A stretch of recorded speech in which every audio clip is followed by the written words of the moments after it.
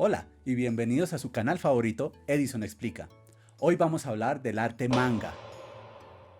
Posiblemente habrán visto libros como este antes y se asocian por lo general a gente rara, otakus, nerds, geeks, pero en realidad no sabemos de qué se trata. En este video vamos a hablar del origen del manga. En este video explicaremos su historia, sus orígenes, algunos títulos representativos y al final del video les daré una sugerencia de los libros que a mí me parecen los mejores títulos del manga. Reconocer el arte manga es relativamente sencillo. Está lleno de personajes con grandes y expresivos ojos y peinados extravagantes. Pero no es lo único. Son dibujados en blanco y negro, se leen de arriba a abajo y de derecha a izquierda. Los textos son más simples y con menos palabras y las líneas son más delgadas y más definidas. Por manga nosotros identificamos los cómics japoneses, pero en Japón, manga se refiere a cualquier tipo de arte gráfico, incluyendo libros para colorear, novelas gráficas e incluso los cómics americanos. Vamos a hablar un poco de la historia de este hermoso arte y vamos a dividirlo en tres grandes secciones. Antes de la Operación Downfall, durante la invasión estadounidense a Japón y después de que Estados Unidos dejara el país. Antes de la Operación Downfall, o sea, antes de la invasión estadounidense después de la Segunda Guerra Mundial a Japón, podemos rastrear el origen del arte manga a los siglos XII y XIII, en los que se encontraron caricaturas de ranas que se comportaban como seres humanos. El arte evolucionó en lo que conocemos ukiyo-e, que se refiere a los placeres sensoriales de la vida urbana o mundana. El ukiyo-e se reconocía porque eran pinturas sobre pedazos de madera y se representaban... Lo vi.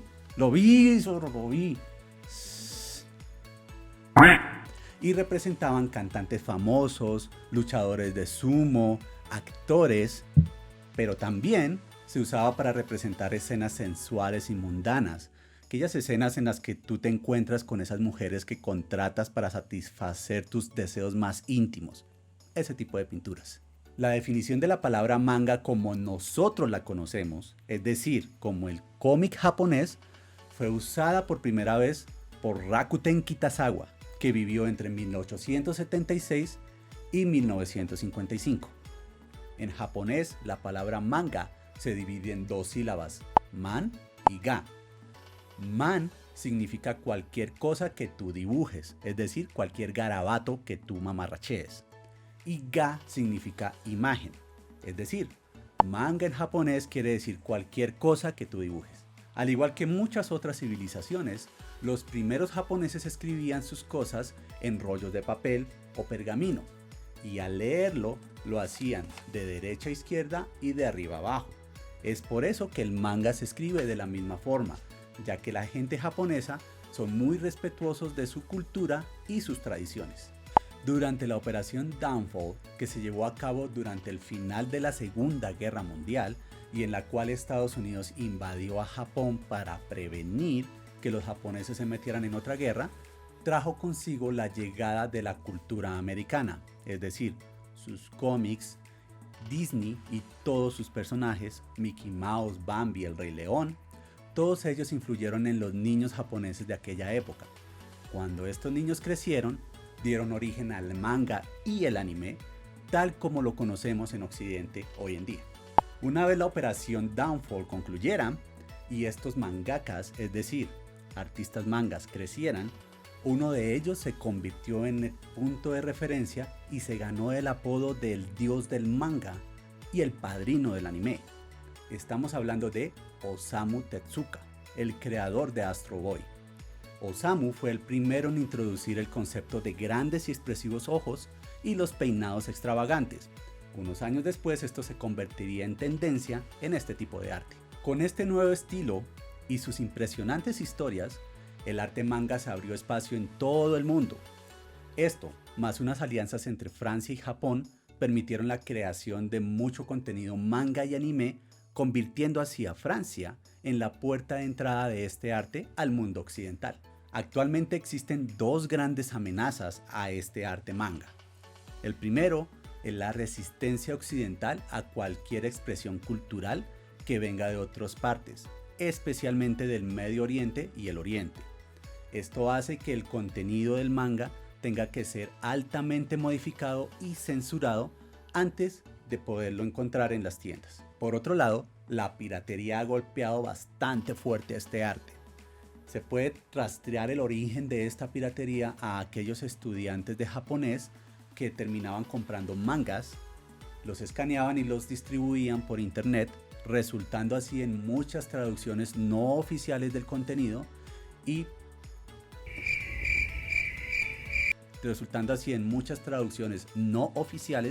de estos títulos, afectando el bolsillo de los mangakas. A pesar de que el arte y la industria manga fue golpeada duramente en la pasada década, esta ha sido mejor gracias a la introducción de un nuevo mercado, los indios. Las personas de India han empezado a consumir en masa este arte, lo cual ha salvado la industria. Tal como pasa en cualquier otra expresión literaria, el lector elige qué consumir dependiendo de alguna clasificación o categorización general. Lo mismo pasa en el arte manga. Tenemos unas grandes categorías dependiendo de la naturaleza de la historia que se está contando. Empecemos con el shounen. De lejos, es el género más reconocido del arte manga. Está orientado al público masculino y nos cuenta historias de héroes impresionantes, batallas épicas y grandes efectos. A pesar de que este género se enfoca en el público masculino, eso no quiere decir que el género femenino lo disfrute también, que de hecho así es. En este género encontramos historias como Dragon Ball, One Piece, One Punch Man o Naruto. Continuemos con el shoujo. Este género se enfoca más en el público femenino, es decir, sus historias son más románticas y narran relaciones humanas desde el punto de vista más sensible. Pero no quiere decir que los hombres tampoco disfruten de estos títulos, que de hecho lo hacen. En shoujo encontramos grandes historias como Sakura Card Captor, Sailor Moon o Chobits. Shonen Ai o Yaoi explora las relaciones sentimentales entre hombres. Aquí encontramos títulos muy interesantes como Like the Beast o Honto Yayu. Y como en todo debe haber un equilibrio, Shoujo Ai o Yuri explora las relaciones sentimentales entre mujeres. Aquí encontramos títulos de la talla de Citrus. Por último, hablemos un poco del hentai. Tal vez es el género que menos requiere introducción, ya que es muy popular en el manga y el anime. Pero aquí quiero aclarar algo morbosos. El hentai no solo se refiere al contenido pornográfico. Hentai en japonés quiere decir pervertido. Pero debido a que el occidental asoció esa palabra con el contenido erótico, los editores prefirieron dejar la categoría de ese tamaño. Aquí encontramos títulos deliciosos como Slut Girl y Triple H.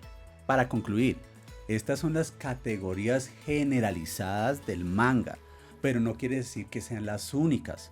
Por ejemplo, existen muchos subgéneros y estilos que merecen su propio video, empezando por gore, que son historias de más horror y espanto, como por ejemplo en Gantz, o ecchi, que son historias no tan de contenido adulto, pero siguen siendo eróticas. ¿Cómo te parece el tema? ¿Quieres leer mangas? Te voy a recomendar unos que yo he disfrutado mucho. Rurouni Kenshin, o como lo conocemos de este lado del charco, Samurai X, es tal vez uno de los animes más representativos de la niñez de mi generación.